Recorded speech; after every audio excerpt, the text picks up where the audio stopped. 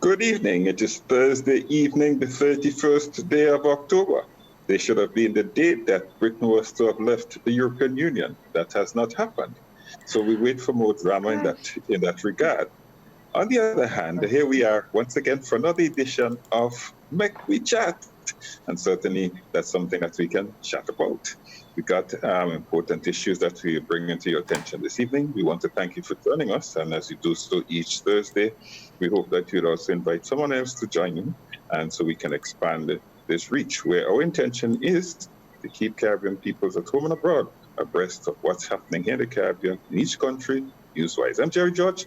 Thanks for joining me. With us this evening at Controls, as usual, we have George Grant in New York, Margaret Francis in London, Catherine Edwards in Grenada. In London? Catherine George Grant in New York. What? You reoriented? What? How did I say that? You said George Grant in New York. What did I say? And Yeah. Margaret in London and Catherine in Grenada? Really? Okay. Wow. Put you there. Wow. You have exit. You have exit. Oh God, Beverley, exit you see what I to you. mean? That equipment ain't working. He put you in London. Where you going to put me then? Where are you going to put me? In Europe. I told you you have exited. That is what And we just have it's Richie early joining cause. us. Exactly. And we have Richie joining us also. Richie, welcome also. Good night, folks. Let me now pass it over to our producer to see what she has on the agenda for us. Bev, take it away. Good evening, everyone, and that was some kind of welcome. But we're glad to be here. Absolutely glad to be sharing serious issues with you in a very light-hearted manner. We can talk, we can laugh, but at the end of the day, these are serious issues that need our attention as citizens of the Caribbean and the Caribbean diaspora. We got a lot of work to do, and we need to be prepared to roll up our sleeves and get to work. And that is what Afi is doing this evening. He has already sent notice that he won't be able to join us because he's in demand elsewhere. Dominica is in the throes of election campaigning, plus it's independence celebration. So there's a lot happening there on the ground. He sent us some notes that I will share with you all a little later. So on the menu, in addition to what's happening in Dominica, we have a new Minister of Information in Grenada. We have a new proposed leader for the National Democratic Congress, which is the main opposition party in Grenada. St. Vincent and the Grenadines celebrating 40 years of independence with poor relief. And we also have a story about two armed robbers who tried to rob a credit union in Grenada, and they were caught in the neighboring island of St. Vincent. I'm going to try and read that story with a straight face. I'm telling you, all of you from now. Where did he act? Carriacou? We own part of Carriacou now, so what's the difference? I know that Dr. Gonzalez has claimed a part of Carriacou, you see? Right, so it might have happened. Part of Carriacou belonged to St. Vincent and the Grenadines. So, the fact that these two robbers were caught in St. Vincent, in Carriacou, I believe St. Vincent and the Grenadines need to keep them teeth up there. I'd have none of it. But this story is absolutely hilarious. And before we go anywhere, with the host's permission, I want to try and read this story for you all. Yes, go right ahead. Okay. According to a story which was published in one of those online papers, sorry, I don't have the online paper, the name of the online paper here. Sorry, I'll probably get it and give it its credit a little later on in the show. But the story goes like this.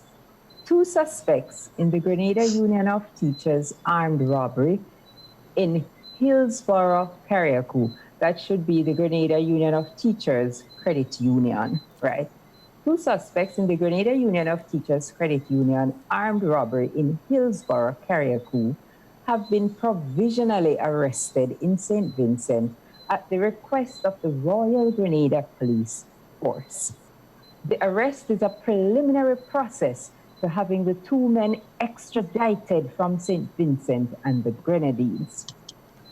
Grenada issued an arrest warrant for the suspects on Sunday, October 27, 2019, to the competent authority in St. Vincent. The men appeared before a magistrate court in Kingstown on Wednesday, October 30th, and were remanded to custody pending an extradition hearing.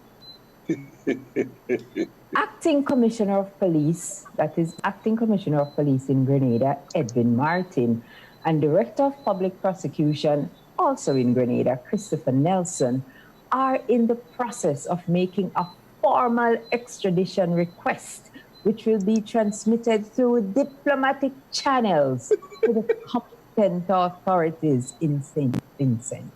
The two suspects are nationals of St. Vincent and the Grenadines. No. I'm amused. Can't help but be that. Amused? It's like you're reading the same thing over, you're repeating the same thing over and over again. You know, it's like, oh dear, what's going on? But it ain't just that. I mean, really? All that this thing. Is that? And I am like, really? Right here in the OECS, we have one court system, right? The fact that we have magistrates courts in all the islands, fine. We have one court of appeal. The high court judges rotate like merry-go-round. We have one court system. But you have two robbers who were caught in St. Vincent, and all of these things that talking about extradition hearing and formal request to diplomatic. What about the embassies? Diplomatic channels. Listen, George, you need to go and get the address for the Grenada Embassy in St. Vincent. Vice versa. Because I need to find out where in Grenada is the St. Vincent Embassy. I'm like, really? Two OECS countries under the same court system. And you catch two alleged thieves, two criminal alleged. And you wasting taxpayers' money with all of these fandangles? Really? My goodness. No, man. We are a region of waste of time and waste of resources. That is all we're good for. Extradition hearing. Really? I mean, no, man, no. When I saw this story, my initial reaction was to kick over laughing, because I have never seen anything which on the surface seems so ridiculous between two countries in the OECS side by side. If you're a good swimmer, you can swim from any one of the Grenadine Islands to the next. But no, the people of Union Island, Carriacou, Petite Martinique, they move about there like nothing happened. Really? So what is all of this about? It's normal stuff. Through diplomatic channels. And meanwhile, they're going on through the diplomatic channels. All the boats, them up and down the Grenadine Islands, people doing whatever. Really? They probably meant the Mek We channel. It has to be through the Mek We channel, because channel they're talking about. I tell you, I am going to scour Grenada, Carriacou, and Petite Martinique to find the address of the St. Vincent Embassy here, because this cannot be real. Absolutely cannot be real. I'm like, within the same court system, this happens? No. More waste of time, more waste of resources to deal with a matter that I am sure if you examine the laws that govern the OECS judicial system, you would have to be able to find some other way to deal with these two alleged credit union robbers who tried to rob the credit union in broad daylight and jump on a boat and go back to where they come from. Eh? Now they've been provisionally. What's a provisional arrest? Anybody know? I've never heard that before. Provisional arrest. Yes, pending extradition hearing. License. What is this? Oh gosh, I need to come up to St. Vincent and one of them speedboat come sit in that extradition hearing. Oh gosh. We like Ting Bad, you know. We really, really like Ting Bad. Anyway, that is my comic relief for the evening. Extradition hearing between Carriacou and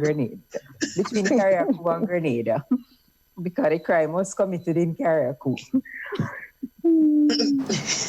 Bev, it looks like you guys are certainly entertaining your audience tonight.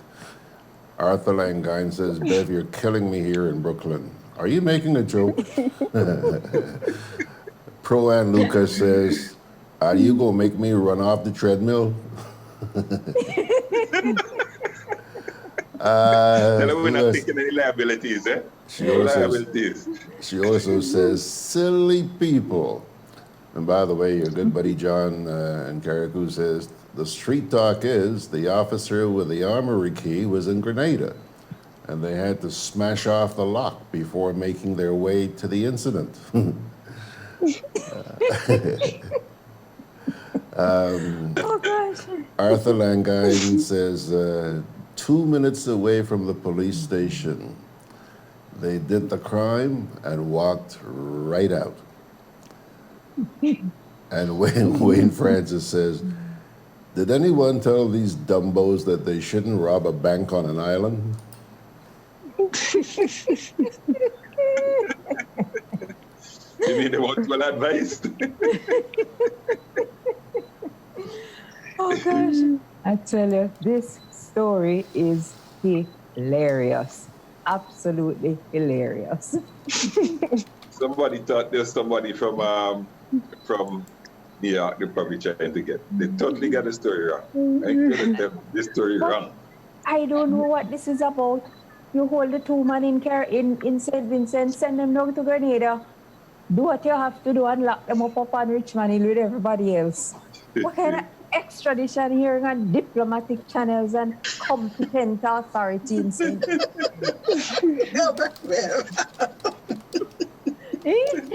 Really? I would like to hear them explain it, you know. I really would love to hear them explain. Honestly, would love to hear them explain. Listen, if I had time and resources to waste like them, I would come up to St. Vincent for the extradition hearing. But I would like to sit in that court and hear what these people are going to say. My goodness, no, sir. But no, but things like that make you wonder what CARICOM is all about too. It leaves a whole ton of questions. Yeah, it sure does. But even outside of CARICOM, we're in the sub-region, in the OECS. We have in the OECS, exactly. System. We have one court system. We have one currency union. We have one currency. We share a little teeny space. But just we have more than one prisons, that's all the difference. You know. Because the extradition hearing must be to decide whether they're going to lock them up in Grenada or lock them up in St. Vincent. Extradition hearing? No, and we can't lock them up in St. Vincent because you people up there have a way of making dangerous criminals escape. Yeah. Can't trust you guys with security. Sorry, can't trust me. Yeah, we can't trust you with security. Better we keep them down here. So, I don't know which competent authority in St. Vincent they're talking about because you guys have shown your incompetence by having 4 prison officers to watch over 200 prisoners. Some of them very dangerous. You have shown your incompetence by taking prisoners who are suspected of having mental issues and taking them to put in the house for the mentally ill. So who are up there? You know too much, eh? You know too much. So I don't know which We have to extradite you. I need to go look for Oh, just Yes. too much.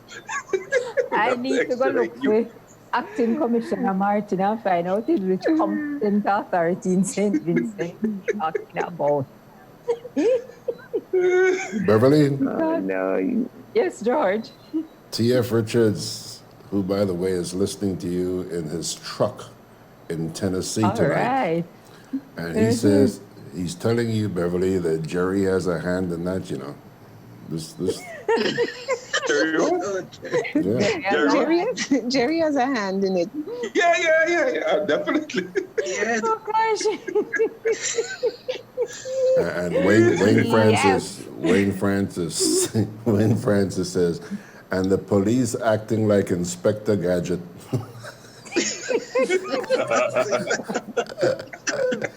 Hey, is this Mek We Chat or the comedy show?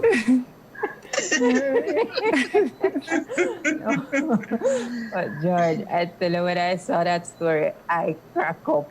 I said, what is this that I am reading here? What is this? But that is where we are wasting time and resources in the OECS. Oh boy. So where are you going next now? also on our list of things this evening, we have a new Minister of Information in Grenada.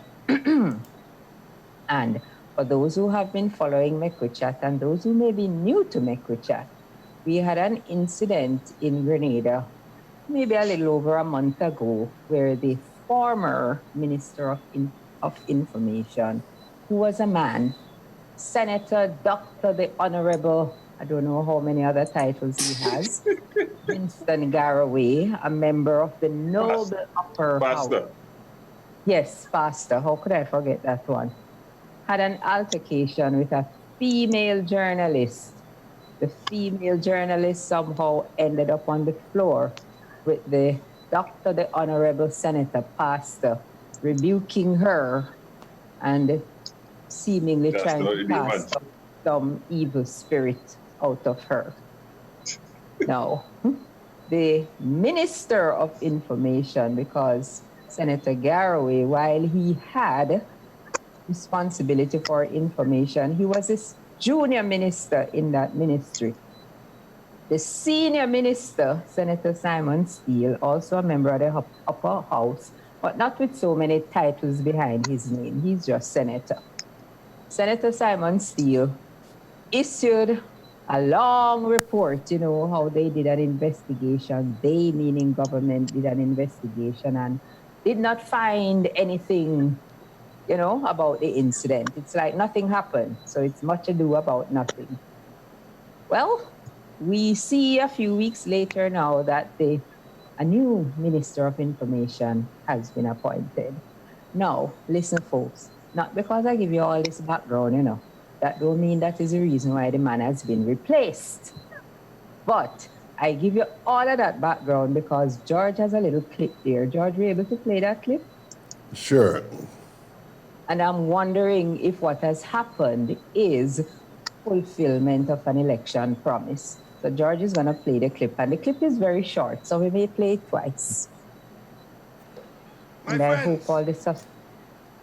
The young mother, we say to you, some of you who have been abused, and you feel hopeless because you do not want to leave your children hungry, we say to you, better days are coming. We will make you more independent of some of these men who do not understand how to respect their women folks.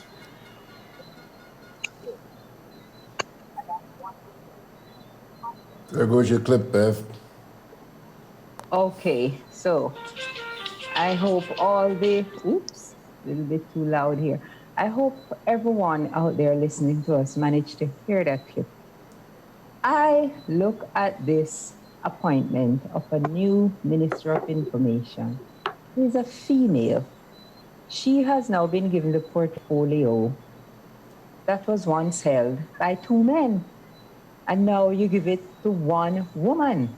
Now, is this fulfillment of the election promise where the now Prime Minister, then political leader of the new National Party, which handsomely won the election, he promised, that he is going to deal with all of them men who are abusing women. He's going to make the women independent of the men.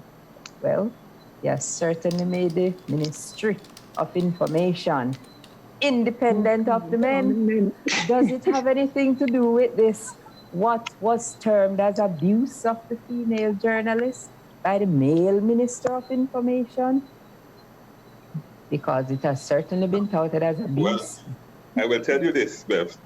In St. Vincent, the office of the Governor General has been made independent of men.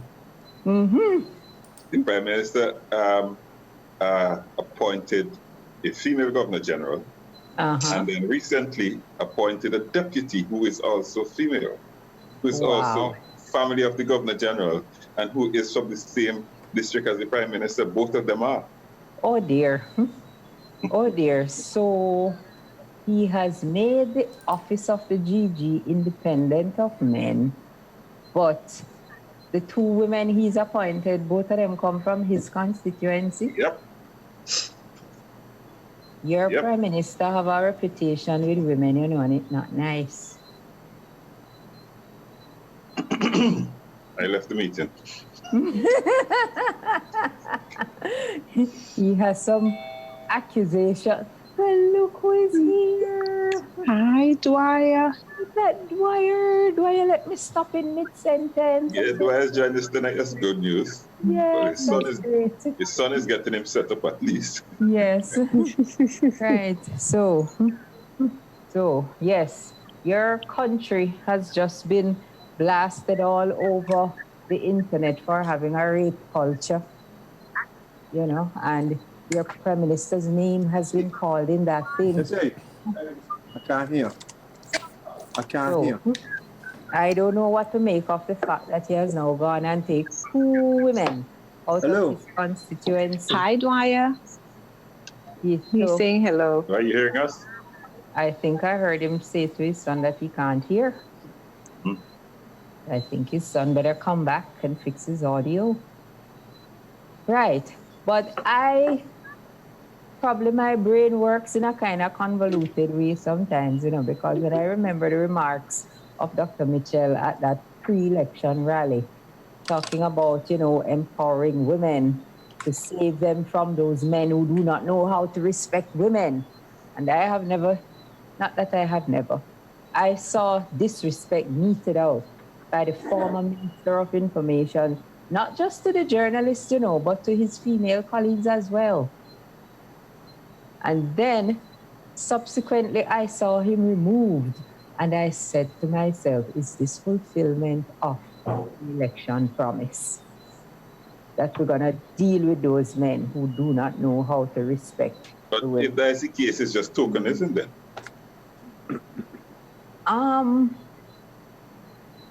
Why? No, because that is what I feel in St. Vincent. Oh, you're talking about tokenism in terms of... The whole point, the appointment of women, just a token for the sake of looking good, we appointed women. Well, last week, were you on Mek We Chat last week? Last week, I actually referred to them as just window dressing in the parliament, As well? Window dressing. Yes, that's what it is. It's just to be said to be. There's really no genuine heart in it. Yeah, because Grenada has boasted of having, and I mean, the figures are correct, Grenada has the highest number of women in parliament in the region and possibly in the world. Almost 50% of the parliament is women. But we do not feel the advocacy or hear the advocacy or see the strength of these women coming through the parliament, So I refer to it as just window dressing. Why are they there? To dress up the parliament? They have a right. To make it look pretty. We have all these women here, but how do their being there make any difference to what happens in the parliament? When the men still come out and show machoism and behave as if they run things, and the women have to go along with whatever they do or say. And Dwyer is a former parliamentarian. I don't know if you would want to contribute to the women in Why are you parliament hearing us now? discussion at Yes, all. yes. Good evening, and Oh, okay. He's please hearing us, forgive yeah. me for being such a terrible delinquent. I've been having my travails here, Yeah. but thank goodness I'm still around. We're just happy to have you here with us tonight. Very happy Well, to have you. it's my pleasure and honor. Women in Parliament. As I listen, I wonder where the blame really lies. Women must not allow themselves to be used as tokens. You know, if you have almost 50% of your parliament made up of women, and I know, and we know from our Caribbean politics, that the backbone of political organizations, the groundwork, the organization, the mobilization is largely driven by women. Why are women still accepting themselves as tokens and symbols? Isn't it time to take the next step and take over? What's stopping the women from doing so? What are they afraid of? Somebody please tell me, because there's nothing to be afraid of. The men, by and large, are failing. And that testosterone sometimes is the major inhibitor to progress in any organization. Ego. So does somebody have an answer so you can educate me here tonight? Why are the women allowing themselves to continue to be used as tokens? I want to posit that theory on that, Dwyer. Okay. I believe that the women subject themselves to the party politics. So even if standing up for their rights and standing up and being leaders is the right thing to do, if it contravenes the party politics, they're going to back off. Let me ask you this, Beverly. Uh-huh. Right now as we speak, who is the most high-profile leader in any English-speaking Caribbean country? Well, that has to be Again, what's the question? What's the question? Who is the most high-profile? Who comes across as the most focused leader, let us say in the CARICOM countries? Yeah, Motley. That's a woman, right? Yes. That's a woman? Yes. So what's holding back Mia is an exceptionally bright person. I mean, that's no secret. Mia is an exceptionally assertive person, a very astute politician who decided that the fact that she's a female is not going to keep her in the group of tokens. She's going to step forward, and we all know. And Jerry, you guys would know far better than myself that she had to go through a lot of difficulties, even within her own party, to get where she got to. So the women, listen, the ceiling that is there is largely there because of the mindset of our women. And our countries, and I don't say this to be patronizing, our countries have largely failed because the men and the egos and women allowing themselves to continue to be used as tokens and trophies and cosmetics and ornaments. It's time for a change, and the women have to take the lead. Ted Turner once, when he was being interviewed in the young days of CNN by Larry King, made a comment which appeared to be made in half jest, not total jest, half jest. He said that men had screwed up America for 200 years, and it was time for women to take over the country. Well, you have Mia Motley in Barbados. I'm not making a case for Mia or making a case against anybody else. I'm not getting into their business. But Mayor Motley is the most high profile. I mean, Mayor gave a short address at the United Nations a few weeks ago and shook them up more than all the men who have gone to the United Nations for the last 20 years combined were able to do. I mean, how much more inspiration do the women want? Stop making the sandwiches and the patties. Let some men do that now. Take over the party. That's my speech on that. Very good. Welcome me back. Welcome me back. That's a wonderful welcome back speech. Thank you, sister. Thank you, sister. One thing I needed to say, Dwyer, what I was thinking, some of our women is not there sometimes because of merit. It could be favoritism because they haven't got maybe the qualification to be at the top, and they got the men that support that. No matter what you got are going to be, I think they're not there because of merit. Repeat that for me, please. I say women are there in this position not because of merit. Can I tell you something? Not because of their own merit, most of the time. I was in Parliament for 15 years here. I was a Minister of Government and interfaced with counterparts in the region for 13 years. A lot of men, with the greatest of respect, maybe even including myself, who went around this region parading as ministers, only got there because they were voted in. They had very little merit to carry out the duties which they were given. Very little merit. And maybe this is one of the reasons that CARICOM is in the mess that it's in. So it's not just, I think it's more than that. Yeah.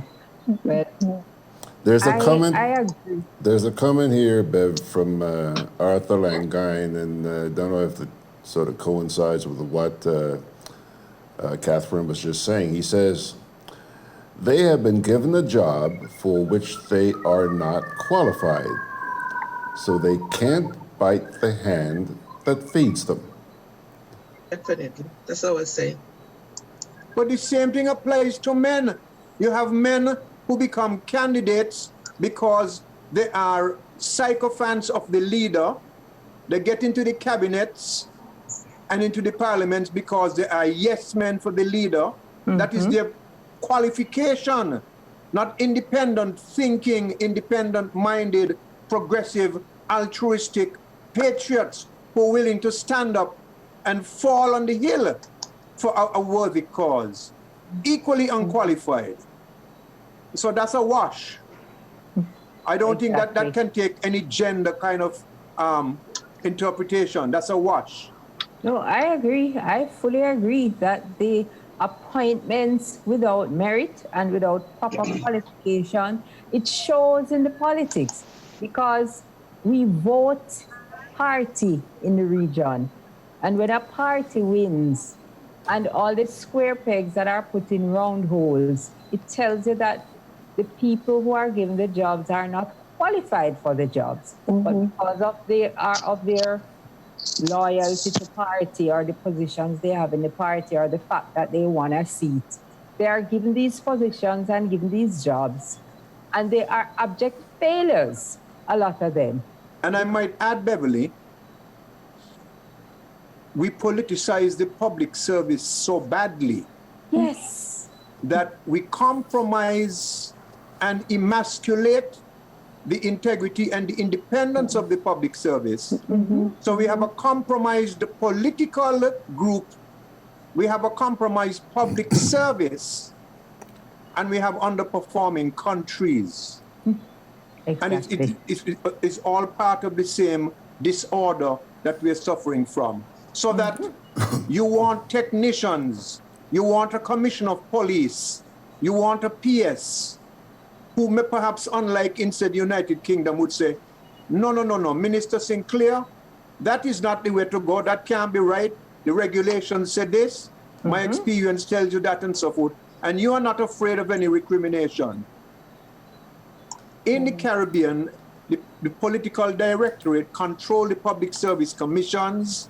They control everything. Our constitutions are really prime minister. Sorry. Hello? No, Yeah, go ahead. We're all hearing you. Go ahead. Our constitutions are set up for virtual prime ministerial dictatorships. And that, to me, contaminates the entire process. So we have political parties which themselves are not democratically structured and principled, electing people to go into governments which, by definition, will not be able to operate on the basis of democratic principles. So it is not a gender thing. It is just putting yes men and yes women in place, and women particularly as ornaments to make, as they say in Dominica, to make as if, but it means nothing. So this is the revolution that we're talking about that we need. You want people who are going to go in there, they might agree with you philosophically, but we must also feel free and comfortable to disagree with each other. And I started by saying that I feel that the whole question, and I could say that for St. Vincent, I have no other feeling, that it's just to be seen to be doing something that is going to be applauded by a vast majority of, especially the voters. And if that is how we're going to run our countries, then that was more right. And as you say, the voters, George, I'm going to ask you to play that clip again. I believe some people did not hear it, with Dr. Mitchell pledging to do something for the women who are abused, because yes, he did say it. And when we play that clip, we're gonna take the break. But I agree about the tokenism, and I'm gonna say something about the tokenism when we come back. With the structure of the same political party which forms the government. My friends, the young mother, we say to you, some of you who have been abused and you feel hopeless because you do not want to leave your children hungry, we say to you, better days are coming. We will make you more independent of some of these men who do not understand how to respect their women folks. Of St. George. All right, there you go, guys. There goes your clip. Bev? Yes, so we're off the break now? Yeah. You just had your clip, Bev. You had asked me to play the clip, which I did. Okay, yes, we're gonna play the clip and then we're gonna go to the break. Bev, Bev, we just played the clip. Yeah. Okay, so I want us to take the break after the clip. All right, we shall take the break and then we'll come back with Bev and the usual suspects. In our part of the world, we need to be prepared for natural disasters like storms and hurricanes, even outside of the season. I'm sure you'll agree that keeping our loved ones, homes, and businesses safe is important. So, I came up with a few quick tips to help you stay safe. First, make a family disaster plan and ensure that everyone in your household is familiar and comfortable with it. Remember to add batteries and flashlights to your emergency kit. Now, for electrical safety. Familiarize yourself with your electrical panel, as it may be necessary to switch off the power during a storm or flood. Make sure you install a transfer or isolation switch to prevent your generator feeding electricity to GRENLEC's line. If trees are too close to power lines, call GRENLEC at 237 for advice. By following these easy steps, you will be well on your way to being hurricane ready. Don't be caught off guard by natural disasters. Prepare now.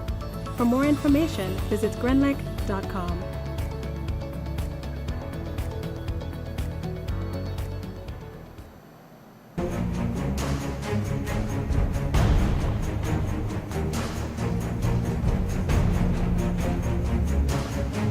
You don't know how many hurricanes will be coming this season, so you need to be prepared.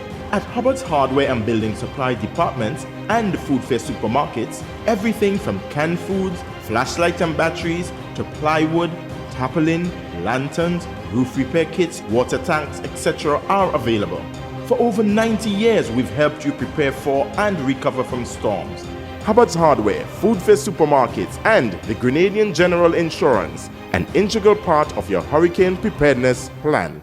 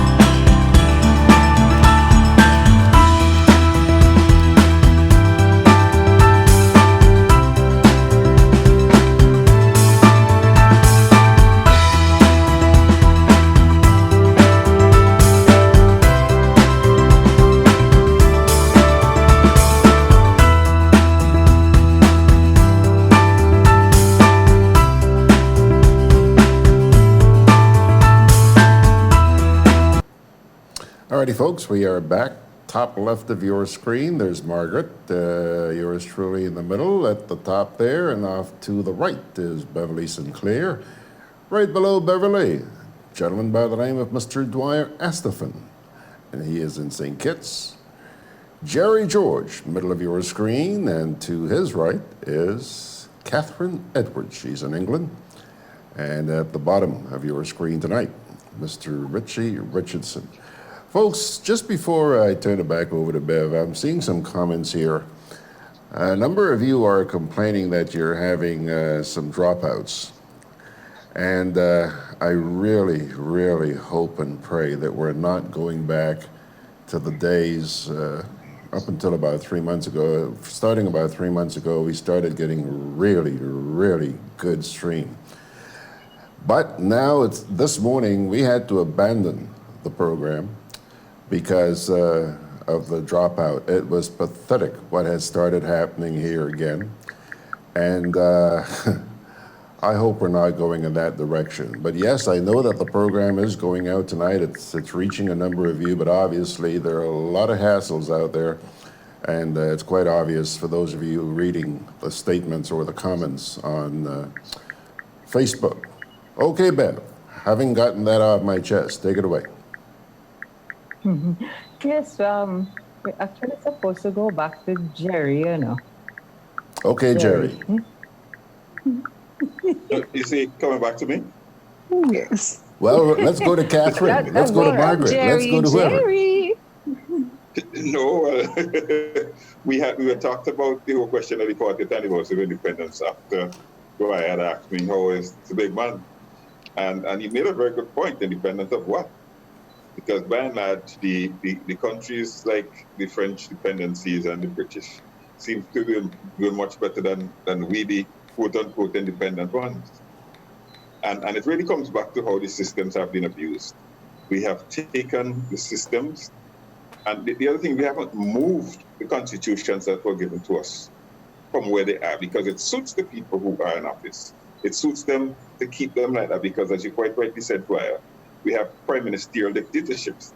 And also, along with that being the case, there is no term limits. There are no term limits. So lots of things are behind, and we just seem to like it so. The only country is Dominica that moves towards being a republic, you know. Other than that, that's it. But that hasn't even helped. Yeah, but how different is Dominica's constitution really from the rest of us, even though it's a republic? Doesn't really help anything. Yeah. Yeah. Just to say. It just make it so now that they can choose who the president is, rather than having to send it up the road and come back. You know. In the past, you go to the Queen, and the Queen had the prerogative, although she hardly exercised it, to say no. But now we ain't even have that. Yeah.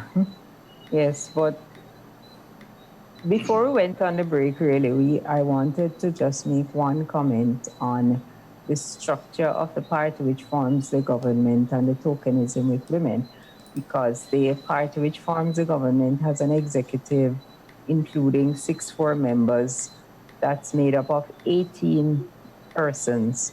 And of that 18, I think it's just 3 or 4 that are women within the party. Mm-hmm. That's 1, 2, 3, 4. 4 on the party executive that are women. And I think it says something for the way that the party is run, even though you put the women in parliament to make a show to say you have the women, but it's a numbers game. It's a token game. I don't think there's any real dedication behind it.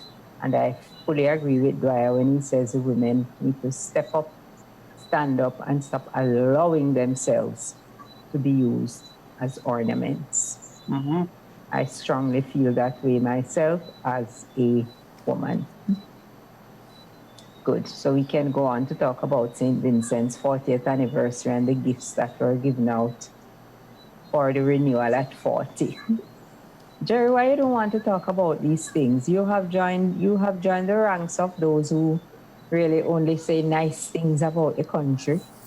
I thought you just taught the facts, whether they're nice or not, you just taught them. You're supposed to know better than that when it comes to me. But the matter is, even coming back to the question of what is really the content and substance of independent speeches, we can't get away, it seems, no matter what the day is. Let me speak for St. Vincent, right? I mean, like two other places. But we seem to not be able to get away from making every single aspect of the country partisan political. So even when we should say, chuck the politics, this is a national day, it can't happen.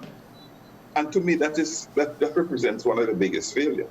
So the Prime Minister gave us 20 things that he's supposed to as goodies on Independence Day. And that's what independence has become, a day when you come to give, especially with an election close by. Is this really what an independence speech ought to be? There's no inspiration of the nation as a whole. There's no motivation, nothing. And top of the list is that people who get poor relief, as we call it, welfare, are going to get above 65 are going to get $25 more. The grand sum of 11 cents per day. And that was the big thing. On Independence Day, we're saying, oh, we're going to make you all a little bit more dependent on independence. Because that is all I could be saying. Yeah. You know? Sorry, Jerry. Has the economy of SBG certainly suddenly enjoyed a spike so that coincidentally at Independence, the government can find that extra $25 to the people, or they waited for Independence for political strategic purposes to announce it? That's the point. That's precisely the point. Secondly, I'm not even sure. In fact, the sad part of this, and they haven't said this, but often when they give these welfare, you know, it's taken from the NIS. Well, so that's not to be played with. Huh? That the NIS is not something to be played with. But that's what these governments have done. Let me ask you this. Speaking about NIS, that's your equivalent to our Social Security, right? Yes, it is the same thing, yeah. Now, do you have actuarial reports published every 3 years for your NIS? Yes, they are. How up to date are they? One is due at the moment, but normally speaking, because the Prime Minister even mentioned that fact, that, people who are getting NIS will get an increase after the next actuarial report. The report isn't done, you know. But he is sure that people will get an increase in pension. Pension is such a touchy issue, but Prime Minister signaled that following the next actuarial report, or maybe they have done it and we don't know, but as far as I know, it's not done. But following that, he's sure that we're going to have increase in pension. When was the last time your most recent actuarial report was publicly debated? I think it's about 3-4 years ago. Okay. I can check on the website, but it was 3-4 years ago. You see, unless that happens, and it happens on an up-to-date basis, citizens have every reason to be deeply concerned. Let me give you a case in point. St. Kitts and Nevis. The latest actuarial report that can be found on the Social Security website is the one for the 3-year period ending in 2008. What? So we don't know. 11 years ago? That's the latest one. The Social Security money has been used by successive governments for all kinds of investments.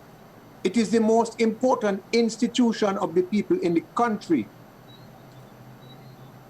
But our politics is, let me put it another way, education and information are anathema to our politicians, so that it is only in a country where people are not informed as they ought to be and as they ought to demand to be, that a government can get away, successive governments, with being behind on about 3 or 4 actuarial reports. And that last actuarial report ending 2008 indicated that if certain measures were not taken, the fund would lose its liquidity by the year 2043, which is only 24 years away from now. And St. Kitts and Nevis is one of the stronger and more stable economies in the sub-region. So one wants to wonder, how much worse off are the other countries? Well, Grenada has already signaled, the NIS has said that it is paying out more than it is taking in. For the first 6 months in this year, it paid out over $4 million more than it took in. So what measures are being taken to ensure its sustainability? Increase contributions come 2020. Come 2020. Right. You see, the governments are afraid to take steps that would save these funds because they are afraid of political fallout. And this is one of the problems we have. And the general public is not being sufficiently informed. This is why I asked Jerry, when was the last time that discussion took place? In St. Kitts, I raise it maybe once a month, and very few people pay attention to it. Their money, you know. That is what I was about to say, Dwyer, that apart from the fact that the government, which is spending the NIS money, refuse from talk about it, the people are not showing any interest in this money. They don't. Well, when in 2037 they run out of money, I will not be around. But maybe it's a good thing, because being around won't be a nice thing. When they run out of money, because the countries will collapse. Yeah. Well, if they don't fix this thing, but again, it's all about informing the public and the public demanding to be informed. Because the public demanding to be informed is key. Because while Grenada is going to be increasing, making a 1% increase on contribution, so employees have to pay an additional percentage, upping their contribution to 5%, and employers also have to add that 1%, increasing their contribution as well by 1%, and that of course is 1% per employee across your workforce, depending on the size of your workforce. So you know your wage bill spiking. Well, the government could find ways of dealing with that. But you know, yeah. But the workforce is not increasing. So increasing the contribution, as far as I'm concerned, is just a band-aid. When you have a reducing workforce, so there is less contribution. That's a critical point. Critical point. Yep. Critical point. Right now, go ahead, Jerry, go ahead. No, I fell off at a critical time because this question of pensions and particularly the NIS is something that somehow I don't think that people understand how serious it is. It's in Vincent. The last actuarial report was saying that by 2034, our funds will run out. Okay. 2034, that's not too far from now. That's 15 years from now. Yeah. Right, so what they have done is go through the process of saying, okay, we're going to increase the pension age, all right, one. The retirement age. Retirement age. And secondly, they're going to increase both the contributions, the worker and the contributions. But we're too far gone. What is even, there's so many things that are happening. So on the one hand, you have government who are dipping their hand into NIS to do their petty projects. And this is a problem right throughout the region. Barbados is so far behind with this. They took millions of dollars out of the pension NIS in Barbados. To do what? To build police stations, clinics, and things that do not return an investment into the fund. Barbados is way behind, all right? Antigua, last couple of months, had problems paying. Grenada has already said that they are getting the revenues is far behind the expenditure. This whole region NIS structure is going to collapse. It's just a matter of time. And worse than that, we don't have the requisite labor force to be putting back in monies. There are few and few people working. The IMF has complained in Grenada that Grenada needs to do something about its employment. Same in St. Vincent. Anywhere you go, we have this problem. But it is not something that the governments want to deal with. I think it's Grenada, for example. Jerry, this is the same thing I've been saying for the last 2-3 weeks. Look, the reality is that the economies in the Caribbean, especially the OECS, they're small, they're weak economies, they're not really fed properly. I mean, I sent you the paper on Brazil. I mean, Brazil and these larger countries are having problems. What about these smaller islands? And this is exactly what I keep saying. The economies just don't have enough feeding into the economy for there to be growth, because you cannot continue to depend on tourism. You could build all the hotels you want. It still wouldn't help, because more and more people are taking other options. But here's what. We know our size, we know our situation. But when government wants to do, for example, 2 years ago in St. Vincent, what they did, they picked out some people for political purposes as usual and gave them monies out of the NIS to the extent that, and these people are not people who paid money into the NIS. They were people whom the party wanted to curry favor. At the end of the day, the people who actually paid those monies might get nothing, and people who didn't got. The government has a scheme where they give $500, I think it is, to persons who get, I think it's 5 subjects and more at the CXC. Where does the money come from? The NIS. But Jerry, any hodgepodge scheme, the NIS pays for it. That's the problem. It's not the size of the economy. We can do better than this if we understood that we cannot play fast and loose. The other thing that they have done in this region, you're not getting them putting monies into really serious. No business in this region is doing so well to get a return of, say, 5%, 7%. But Jerry, look at the businesses in St. Vincent. Who are the major employers in St. Vincent? The government and the mostly company. Right. And that's it. Yeah. You know, so even if you look at the actuarial reports, what are these reports really saying? What are the projections as far as retirement and age growth and all this sort of thing? What is the profile of the country? And this is what you have to start looking at. You know, and as I said, you know, it's just an absence of a real push into the economy. You know, short of finding gold in the middle of the country or something like that, you know, some rare material that the world needs, you know, is basically going to be a serious challenge. If they said 2034 is when it will be exhausted. That's not too far from now, you know, folks. Yeah, I understand, but I think even that is out of date.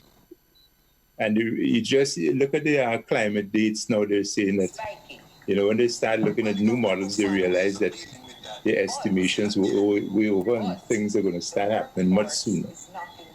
And I will go so far as to say it's the same thing with these economies and with your NIS programs. Yes, it's 2034 today, but don't be surprised if somebody tells you it's 2028.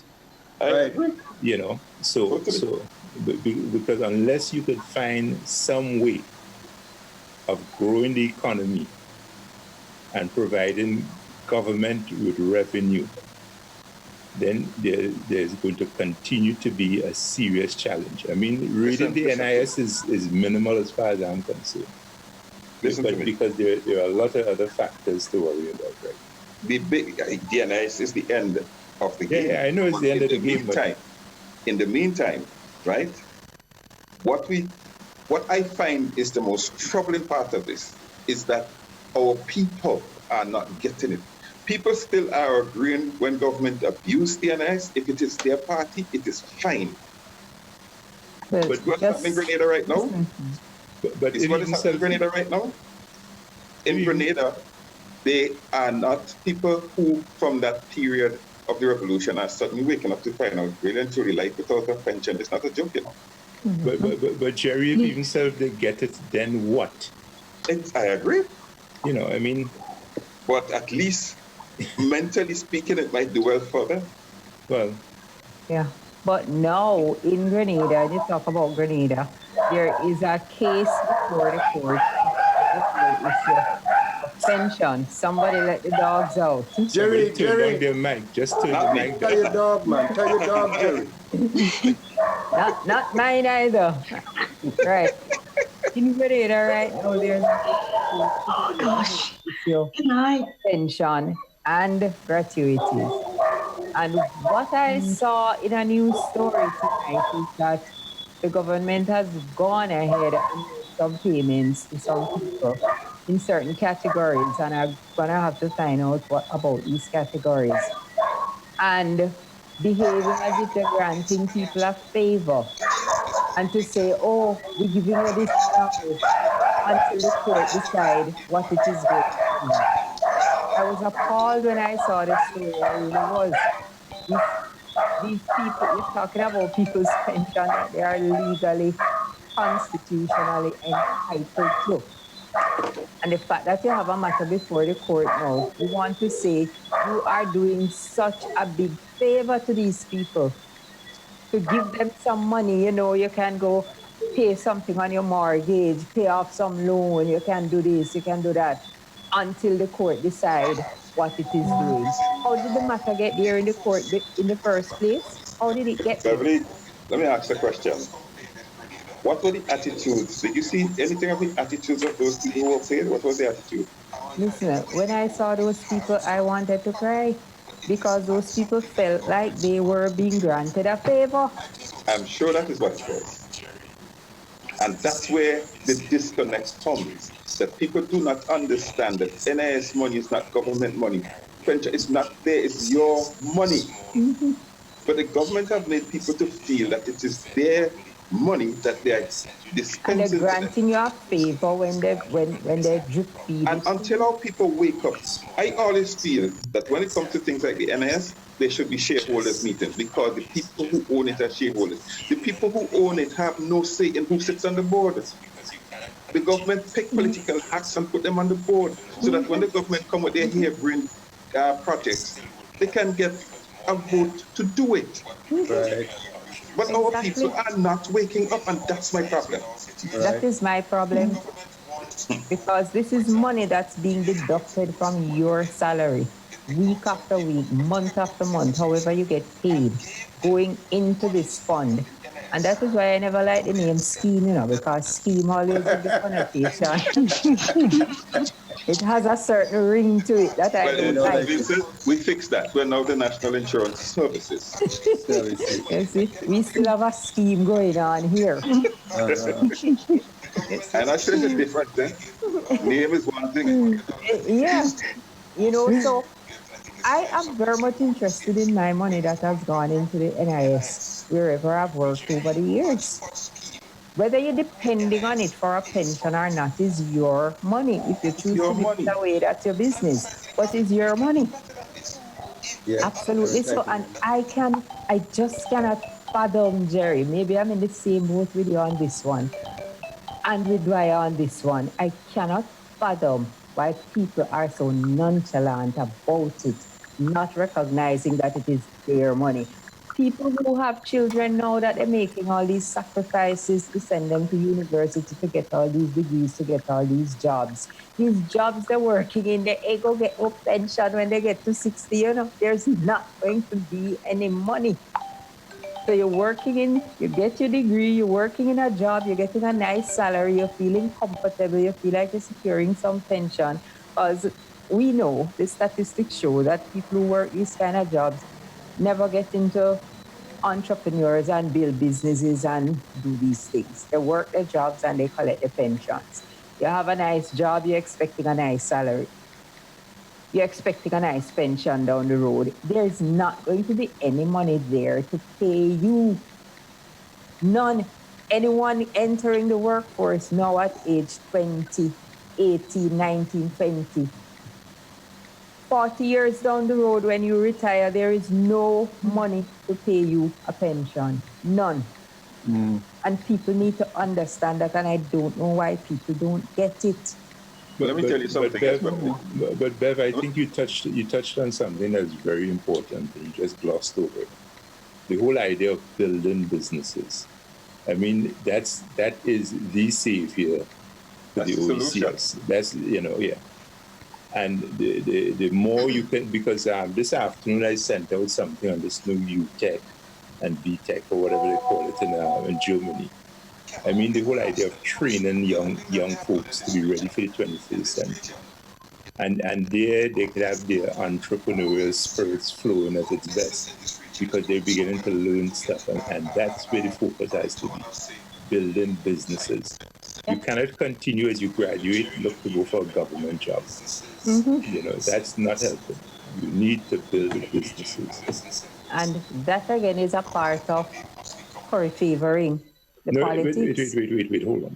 What do you mean? What do you mean by curry favoring politics? I don't understand. Because a lot of these young people get scholarships through their parents who work within the public service. And we talked earlier about the politicizing of the public service. It is no secret that many scholarships, most of the scholarships are handed out to party faithfuls. No secret about it. But what? Let me say something. In today's environment, I mean, you can give a young person, male or female, program exposure to building technology, and that person can go off and open a business on their own, independent of government or whoever or whatever. And it does not have anything to do with curry favoring from anyone as far as building a business of that nature, because you could have that business and you're working for international clients. There are a number of institutions that hire folks internationally just to help them do their business, and we could be tapping in on that, and you could have it as a business.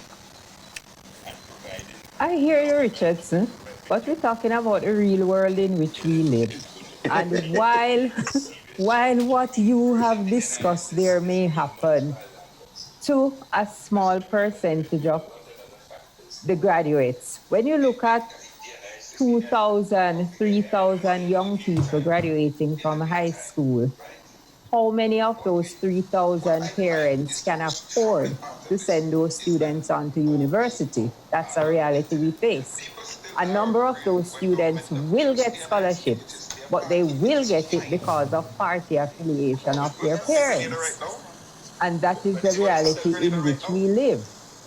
when scholarships are given out this way, these young people are expected to come back to the country wherever they study. And if they study here, they are expected to stay here and contribute.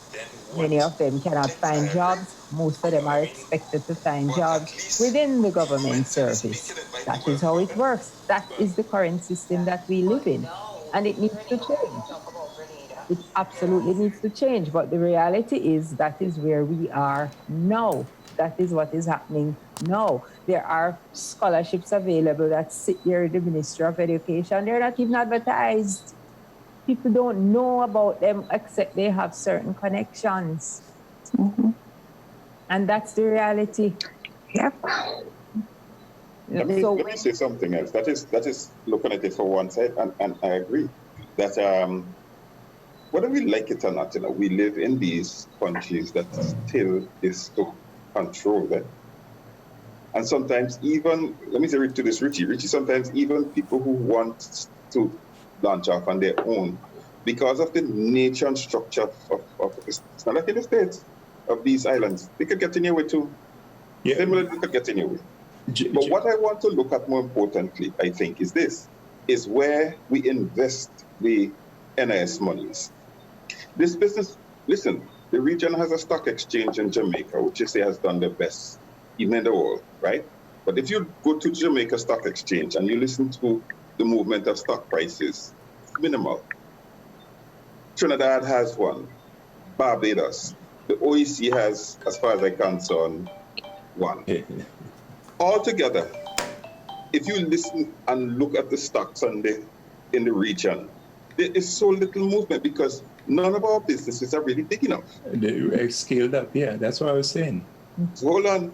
So you might get a business that offers an investment of a return of, say, 5%. We have access to the international markets now. I believe every country should. Why aren't we investing in some of the stock exchanges? I mean, I'm talking like New York Stock Exchange and things like that, where we could get a return that makes sense. So here's what is problem with, hold on to me please, Richie. Here's what is happening with the NIS, right? A decline in the number of people who are putting money into the NIS because there's unemployment. Mm-hmm. A demand for more of the money is taken up because more people are getting old, all right? Not enough time left in the system as it is. The government taking out much more than they allowing even the investments to grow. Mm-hmm. And finally, a situation where the investments that we are making are so small that they cannot really return a profit that will make the NIS sustainable. Those are the problems that we face. I fully agree with you as far as the investments are concerned. Mm-hmm. Because you have a certain faction within the Caribbean, and it was expressed on this show last week, who figure that the money must only be invested in the region. And that that isn't going to get us anywhere. Nope. You know, the reality is, if you look at the European stock market, the Asian stock market, the US stock market, these things will give you a much greater return. But again, who do you have sitting in the seat at the NIS who's responsible for investments? And what's the competence of that person? And it's up and down the region. You know, in Trinidad, I know they work with a large investment firm that handles, I think it's, I forget the name of the group downtown, but there's a big bank or something like that, where they handle all the investments for Trinidad overseas. And the thing, Richie, is that we have people from the Caribbean who work on Wall Street, who work in the same investment firms. Yeah. We wouldn't engage them to help us. I was told one time when I proffered this some years ago, they said, but we don't have anybody here to do that. I said, but we have people in the diaspora. And immediately it went quiet because there's a doubt about trusting these people. I don't know what it is. Yeah, I agree. Right. No, again, we're not keeping to our break schedule at all. So, George, can we take another break, please? And then when we come back, we're going to look at his thoughts that he sent since he's not able to join us tonight. Hey, what? I just came from the land and this sign here caught my eye. What's that sign about? Someone must have asked GRENADAB to move a pole. But you know, there's no space reserved on the side of the road for planting poles. So GRENADAB has to get permission from landowners, and that can take a lot of time. Oh, GRENADAB asked me to help them contact my neighbor Ben about planting a pole on his land. But Ben passed away. His children own the land, but they all live abroad. That's why GRENADAB needs customers to inform them in writing at least 3 months in advance. 3 months? All that? It seems like a lot, but think about the time it will take for GRENADAB to find and get permission from all of Ben's children. And sometimes moving one pole requires you to move the pole before, the one after, plus the wires that support them on the ground. That means even more landowners to find and get permission from. Then GRENADAB needs to schedule their teams and notify customers about any power outages. Well, I need the pole on the farm moved, so I'm going to write GRENADAB a letter now. GRENADAB, energizing our Grenada. Juve chocolates, cocoa nibs, and cocoa balls from Diamond Estate Grenada are now available at Amazon.com, Amazon.ca, Amazon.co.uk, and GrenadaMarket.com. Try the sensational touch of nutmeg and a touch of ginger chocolates, 75% dark and rich, 100% pure cocoa, and their 60% dark and sweet chocolate bars today. Amazon Prime members enjoy free shipping on these orders in the USA, Canada, and Europe. GrenadaMarket.com. When you can't come to the island, the products of the island will come to you. Can I have a chicken lunch, please? Large. Real nice today. I don't want that. But you just asked for a chicken lunch. I don't have problem with the lunch. Afraid the container. What is the problem with it? These styrofoam containers, they don't good for the environment. They shorten with life. What foolishness you telling me? So what you want me to use? Put my food in this. Where you get that? At the food fair, where you could get all biodegradable food boxes and disposable food supplies like cups, plates, anything you could think about. Name it, it's there. And they don't harm the environment. Food fair, taking the lead in cleaning up and protecting the environment. Hey, like you take me advice, you get in your biodegradable food supplies. Well, girl, I supporting who's supporting the environment. That is why I shop in at food fair.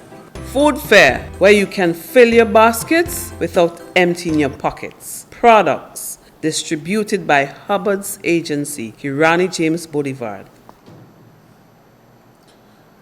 All right, suspects, we're back for our final segment. Who's up next? Okay, for this segment, our usual suspect, Athy, who is caught up in activities there in Dominica, he sent us a note that he'd be unable to join us, but these are the things that he says happening in Dominica right now. He says things continue to heat up. More local medical doctors being terminated because of political loyalty issues. Our local practitioners are being replaced by imported Chinese doctors and nurses who can barely speak English. So communication with patients is difficult. Health issues are aggravated. We had, he says, Buja Banton was paid $600,000 EC dollars to perform at the World Creole Festival, while health, road, and education housing issues remain unattended. Buja will be $600,000 EC dollars. That's more than $500,000. Oh boy, Buja will be brought back for the same fee on the 9th of November to help launch the wife of the PM as the candidate for Roseau Central. Guess who pays? I guess Ati will tell us when he comes on next week. Still no report on the missing billions from the budget. More contracts to build houses and health centers being awarded to a Dubai-based company called Montreal Management Corporation. No public tenders, no local contractors given the opportunity to bid. The Chinese appear to have been awarded a contract to build an international airport. This is the fifth time that one has been promised. Our largest manufacturing enterprise has been closed now for 2 years, BCP Colgate, with the loss of 300 direct jobs and foreign exchange earnings of $50 million annually. Ross University has been lost to Barbados with the loss of 230 direct jobs and 30% of GDP. Roads and bridges continuously compromised by rains over the past few days. Millions continue to be spent on campaign by the Dominica Labour Party, aided and abetted by a St. Lucian construction firm, Reno Limited, a Trinidad trucking and heavy equipment firm called Dominica Strong. Recommendations on electoral reform made by the OAS, CARICOM, and the COMSEC continue to be ignored, while the incumbent seeks to mangle electoral processes to ensure another stolen poll. Recent arrival of Haitian citizens are being added. Sorry, let me read that again. Recent arrivals, Haitian citizens, are being added to the voters list by Labour Party agents. More people have become agitated by these and related issues, and do not be surprised if there is a series of explosive and violent events here. So those are notes sent to us from our usual suspect, Ati, who is caught up in activities in Dominica, unable to join us tonight. But what is happening in Dominica, it's really, really frightening. And the rest of the region seem not even to be aware, let alone to be paying attention to what is going on over there.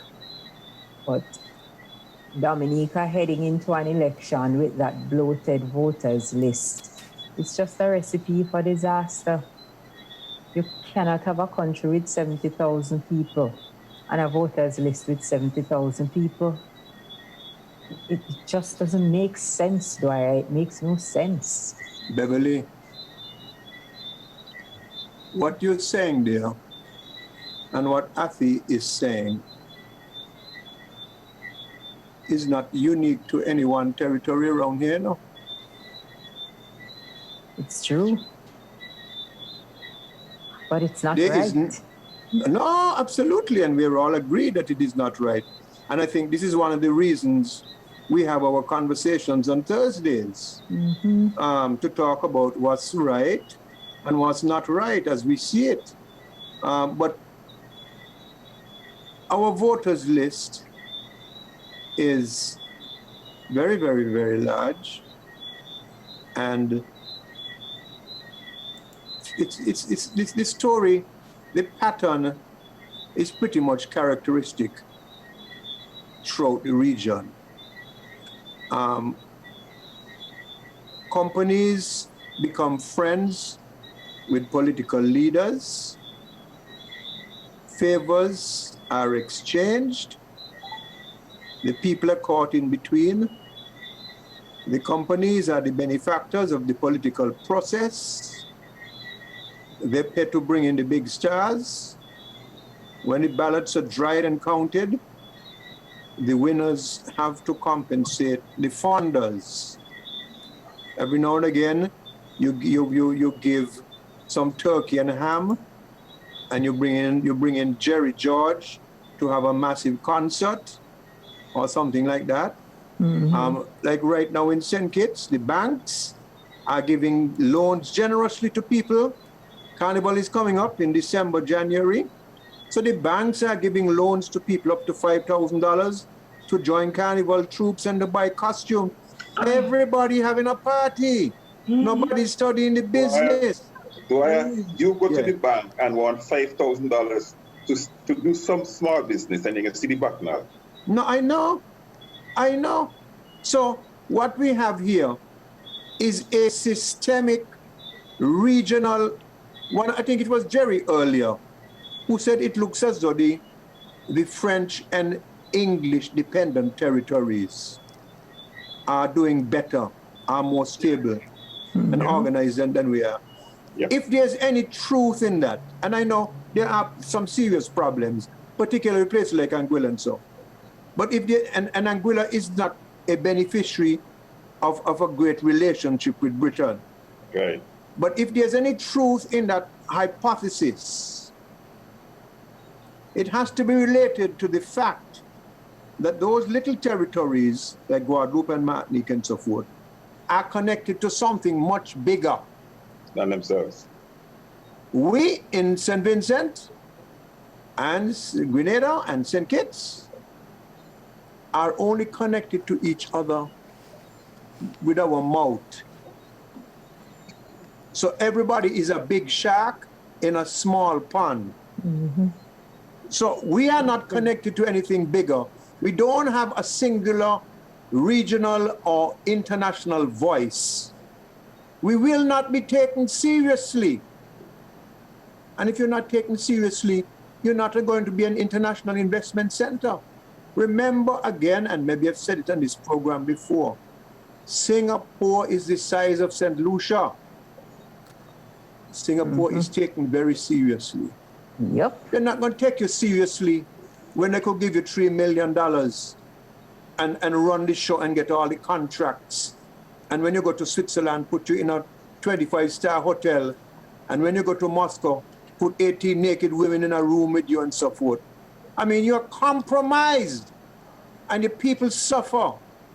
And again, I bring it back to the discussion that was airing when I first came. It is time for the women of the country to step up. Women can run money matters better than men. And the testosterone is not there to cloud their thinking. And again, I'm not being patronizing. The estrogen might. No. All of us have powerful women at the very epicenters of our development, personal development. All of us, or 90% of us. So we are not connected to something bigger. CARICOM is not what it was promised to be. And that is because the leaders don't want it to be, and the followers don't understand or don't appreciate that it critically needs to be something bigger than each of the component parts. And this is the problem we have. So Dominica is not any unique story. We already checks and balances regionally on St. Vincent or on the Bahamas or on St. Kitts or on Trinidad. We already checks and balances. People listen to Jerry George in the morning and we get some regional perspective. How much of that is happening? How many people in Grenada give a damn about maybe a little strike that may be happening in Sandy Point, St. Kitts? There's That no really sense is of important to them. That is really important to them, but they don't know it. But they don't know. That's the problem. We don't know. They don't know it.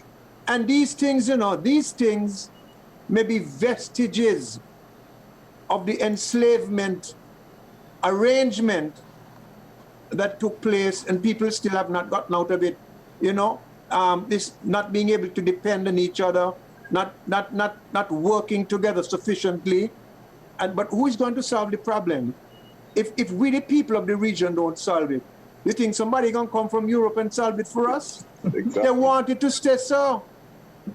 They want it to remain that way. So I am not trying to soft step what Afi said about Dominica. What he said is very concerning. But I will guarantee you that story is not unique to any Dominica or any other single country in the region. It's not at all. So true. Antigua, St. Lucia, Trinidad, wherever, same thing, same kid, same story. Yeah, but you know what happens? Here, ABBA is no better than Saba. You know what that means? No. JLP no better than PNP. In Antigua, they say Sungu no better than Lungu. It's all the same thing. Quite so. But you know what happens, Dwyer, is that every time it gets close to an election in any of these countries, the issues such as the voters list become a talking point. And the moment the election is gone, the issue seems to go away with the election and doesn't come back until another 5-year cycle. Because people, and I will always talk about the people, who just disengage from everything and act as if it's not their business. And most probably, it's not that it's not their business, you know. They think that the politician could fix everything for them. And the politician lead them to believe that they really could and should.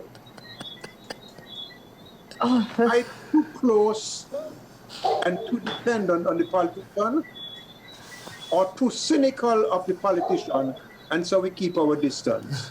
Yeah, maybe. There is no reasonable, balanced middle ground that we take as independent-minded citizens.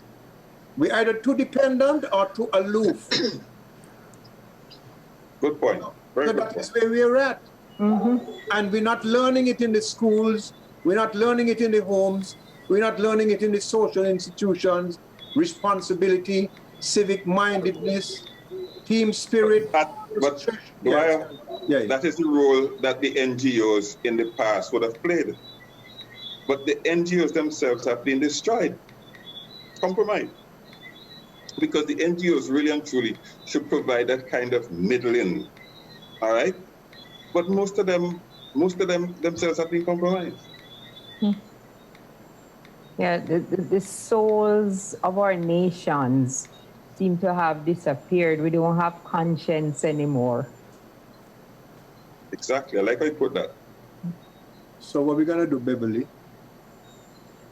There are a few people like us still around, and we have to continue to agitate.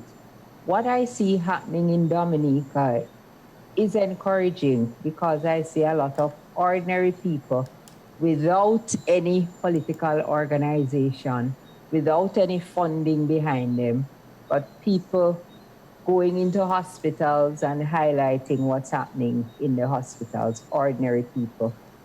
I saw a classic case with a gentleman who highlighted the cost of a basket of groceries in Dominica. You see these videos popping up on social media, of social media, with ordinary people in Dominica who feel the way we do and share a lot of the things that we have voiced right here. So there are people out there who want to see things change and who know that things have to change. What's the minimum wage in Grenada? It's around, I don't know what it is exactly, but it's somewhere around. Isn't it like $300 a month?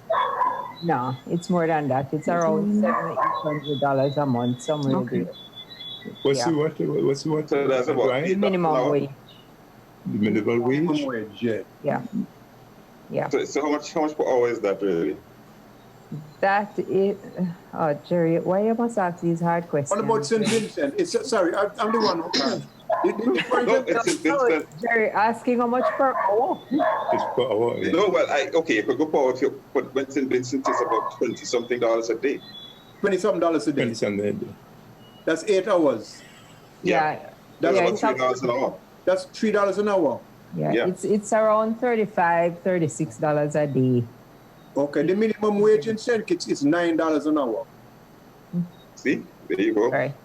And in Dominica, it's $4.50 an hour. And nobody could live.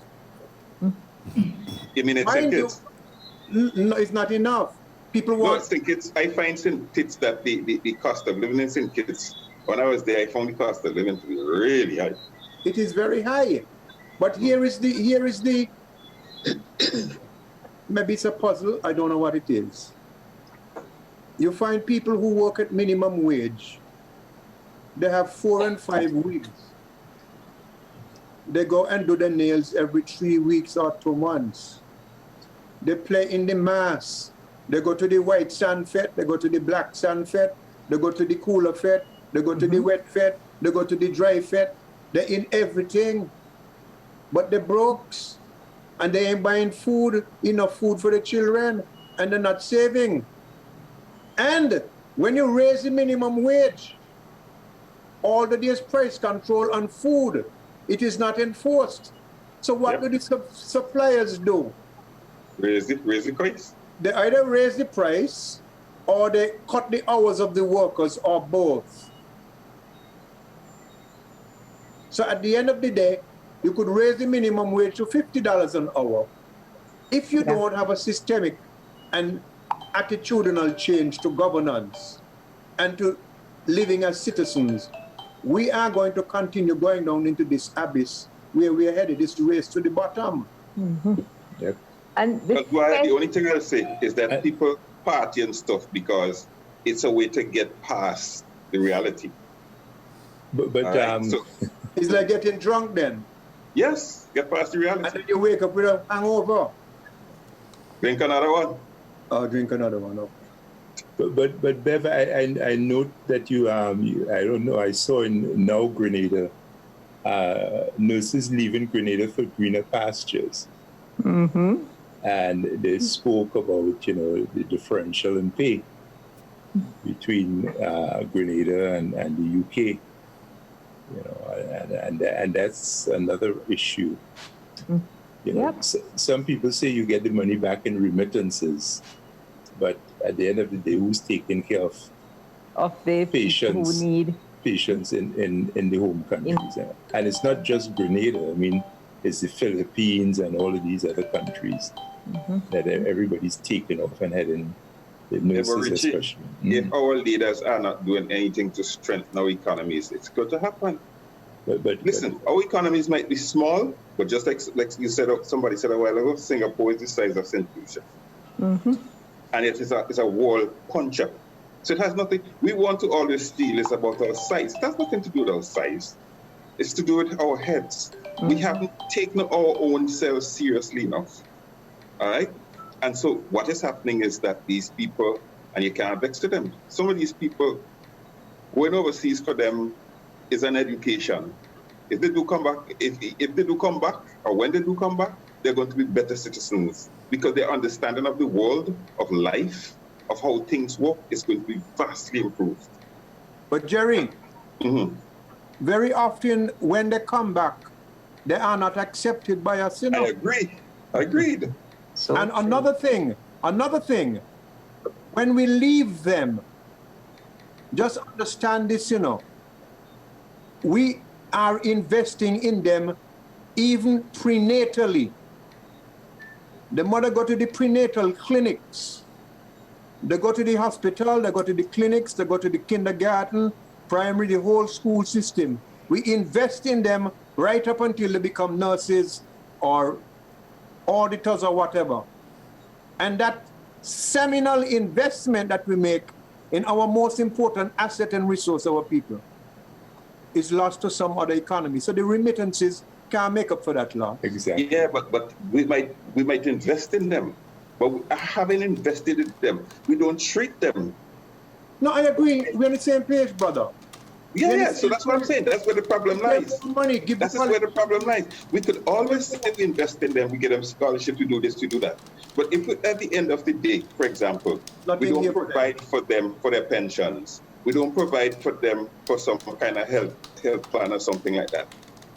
We could say we invest in them, but they have a whole life. Yeah, and therefore, if we can't encourage them, give them sufficient reason to stick around, we can't complain about them either. Because at the end of the day, it's their life. I agree, brother. 100%. Because when life comes, okay, and I think Richie wanted to say something. Huh? Richie was saying something. Sorry. No. Sorry, Jerry. No, I was saying. I agree with what Dwight was saying about the whole remittance problem and such. But as you say, you really can't stop them. They're gone, and that's it. I mean, you've made the investment, but you've lost them, and you lost a good resource. I mean, and it's the same thing Obama has been, you would argue here. These guys didn't get to be millionaires without using the resources of the country and such. And now you're seeing other people pick up that argument. So I fully support what you're saying there. You know,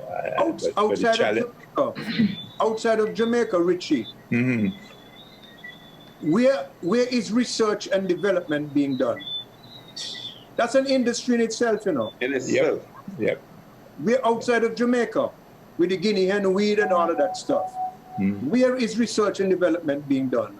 Right. Who is working on our medicinal plans to set up an industry to satisfy global demand?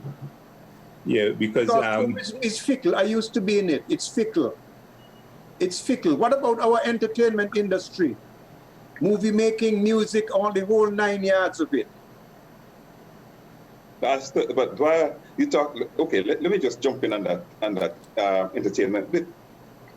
We just kind of made it into soca in the big scene, right? After all these years, because even the music that we are producing, we might jump on and say they're great, but they don't have life. We find it with our own radio stations. The radio stations will play the music for Carnival. The day after Carnival, they're gone. Because a lot of the music that we produce, a lot of it, I'm not saying all of it, is trashy. It can't be played anywhere else. So yes, we have the talent, but we haven't learned how to proper package it to suit who will buy it. Jerry, and I don't mean to shock anybody, but there's an organization called Panyard.com or something like that. These are some American guys who went to Trinidad a number of years, beached themselves in Trinidad, learned everything about pan making and everything. And they have a major, major operation in Ohio. There you go. I mean, I brought back a tenor pan a few years ago, and I needed to get the stand for it. And a buddy says, oh yeah, try Panyard.com. And the thing was delivered in 2 days. Wow. You know? But those guys are making tenor pans, everything. And by the way, I walked in Samash, the big music store around here. And a tenor pan was 900 and something US. You know, at the time I paid 300 US for mine in Trinidad. And these guys are selling them for 900. This is what I'm saying. We are not taking these things seriously. And the question, Richard, any royalties from that tenor pan going back? We just allowed these guys to come there and hang out. Exactly. And take it. And they learned very, very well. Richie, yes, Richie, we nearly lost the right to pan to Japan. Listen, you want to tell you? Look what happened in Jamaica. Blue Mountain Coffee. Who has the rights to that name now? Beverley?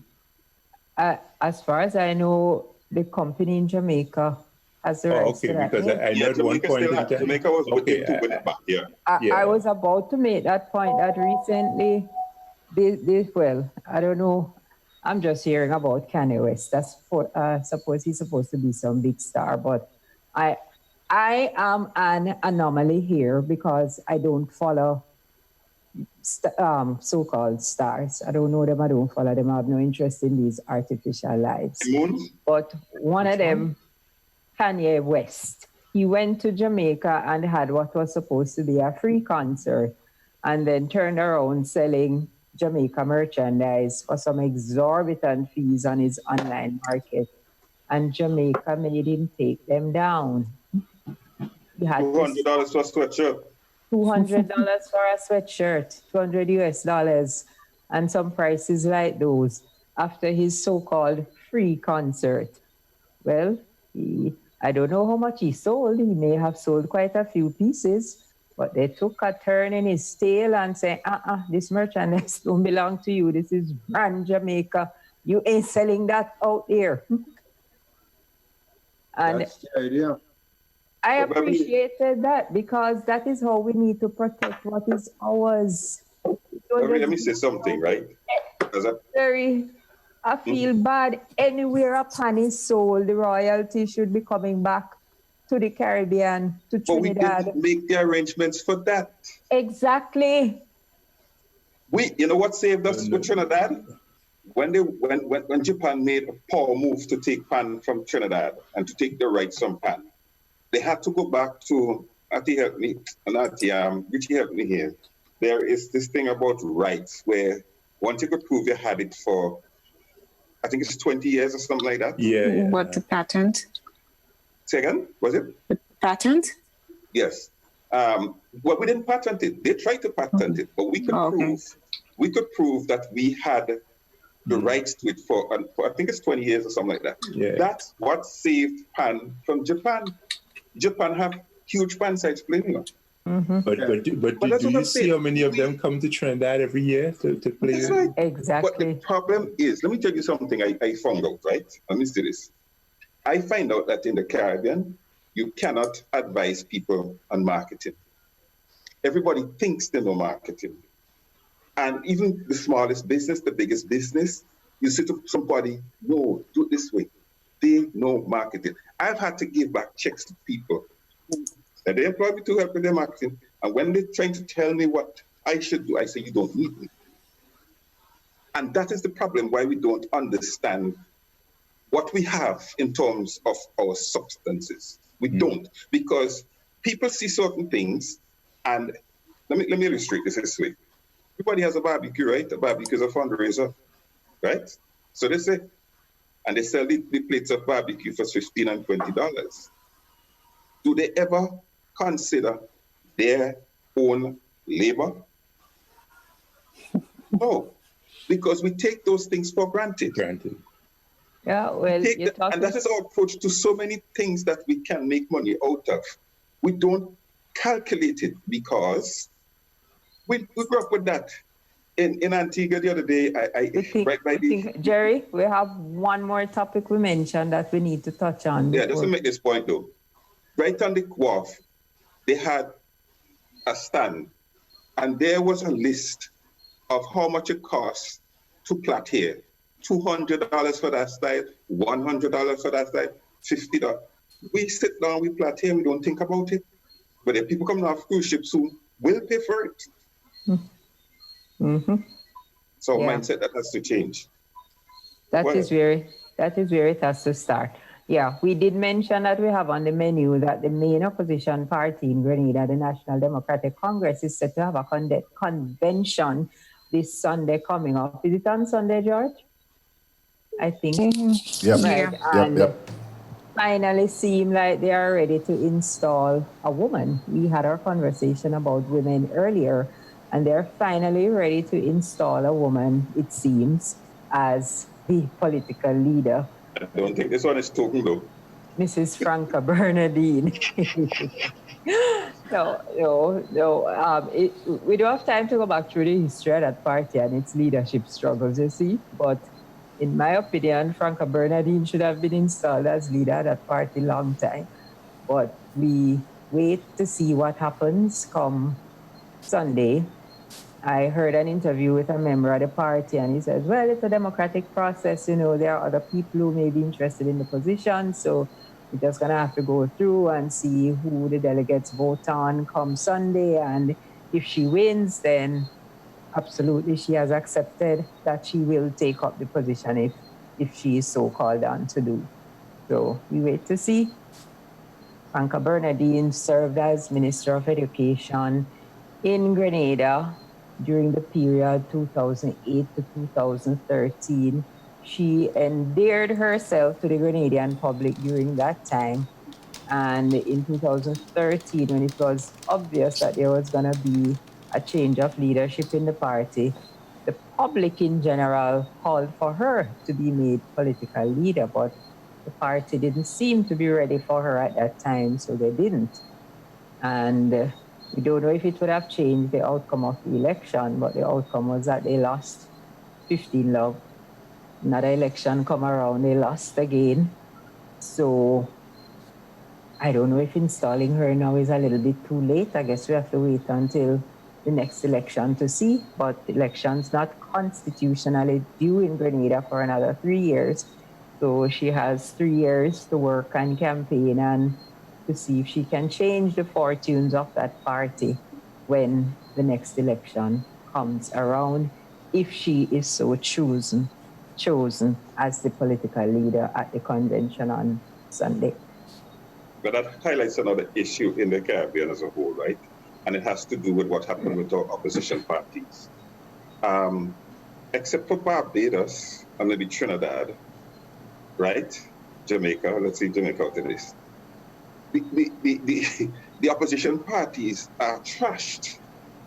And you see, somehow we have not sent the signal through to our electorate that we need the opposition party. It's the only way to keep the government in check. And the government does everything it possibly could to destroy the opposition. And I watch it happen so often on the Caribbean that it grieves you. Yeah. And really grieves you. It's the type of politics we practice, and that is why my advocacy for a change in the political system will always continue. We have to get it into the Constitution to change the way we form the government. Because, I mean, the Constitution supports it to an extent, but we really need to change it so that it happens in a way that this party system doesn't exist in our countries. Because we vote parties. And if a nation decides that they're voting for a particular party, the candidates don't matter. They don't know who they're voting for. They just vote for the party. So we are not educated enough as voters to vote for representation. All we vote for is a party. Bev. And yes, George. You know, I would really appreciate hearing some comments from Dwyer as the legal mind on that suggestion that you're making. Which suggestion, George? That we do away with the party system. Is Beverly suggesting that? Yeah, that has always been Beverly's position. No, well, what I can say is that the party system as it is practiced is perhaps more divisive than anything else, as it is practiced. And this is becoming global. You see it in the United States. You also vote in the Congress today. Right down the party line, right down the line. Everybody blind on the left side or the right side. And we need to use the two eyes that we get. So the party system, especially the two-party system, to me, creates a lot of problems. I am not sure that doing away with the party system is the solution. What my solution would be, at least in the short term, and I belong to a group here called Operation Rescue. And our mantra really is think for yourself, but think of others. So even if you feel a kinship, a sentimental, a philosophical connection to a party, don't convert that into a connection to a man or a woman who may be leading that party, but leading it astray and not in accordance with those principles. And don't be reluctant to disagree with them, even to the point where you vote for somebody else. Do not enslave yourself to any one group or another. Rather, don't enslave yourself at all, but commit yourself to principles. And I think that is where our major deficiency exists.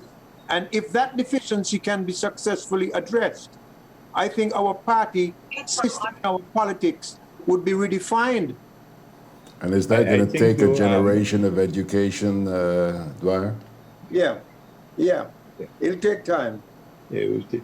But Beverly, I think it would be important, and George, maybe sometime that you actually could explain to us how you see the removal of the parties. How do you see it working?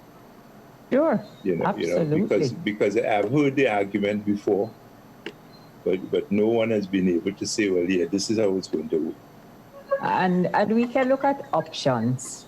No, I have no, yeah. I certainly don't claim to have the answer or that there is only one answer. Right. So we can look at how it could work without this, as Dwyer says, this divisive kind of party politics that we practice. But you know, it's only practice up to a point, Jerry, eh?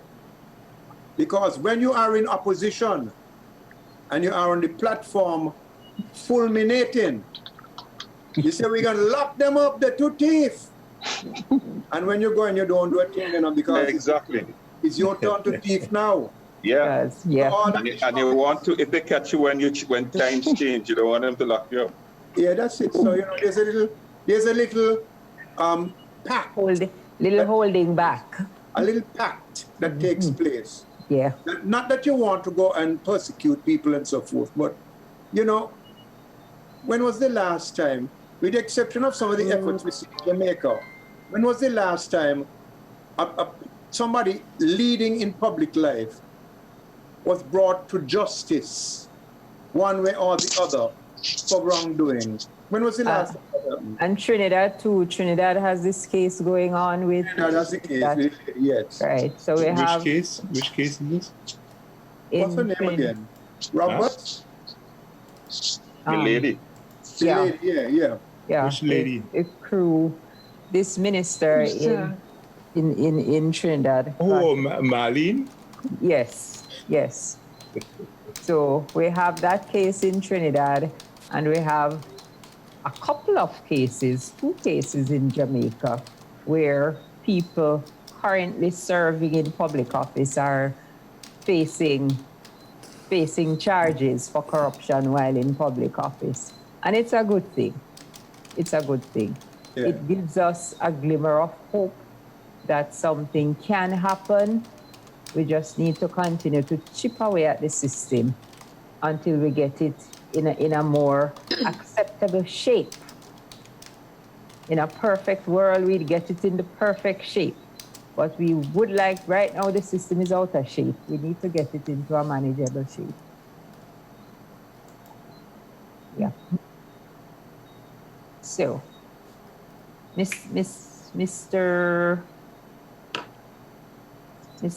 George. We have 3 minutes left. 3 minutes left for any sweeping comments or anything else that we want to throw on the table. Nobody has said anything about Brexit, but today, as I started off by saying, today should have been the day that Britain would have exited the European Union. This is their 3rd attempt, and nothing has happened so far. They have been given until January 31st. But alongside of that, Britain will come to a general elections on the 12th of December, the first one in 96 years that they have had a December elections. But this one has been forced as an attempt to try to break the whole back of what is keeping them back from Brexit. I think in the Caribbean, we probably haven't paid sufficient attention to that whole Brexit situation. But I really think that we should start to place our eyes on it, because things could change one way or the other. So with that, I want to say thanks again for all those of you who have joined us. I'm glad to have back Dwyer, and Dwyer's input tonight has been tremendous. His age and his experience, because none of us have been in Parliament like he has, or Ati. So I'm serious. That is such a great asset that we have. That we could share with our viewers.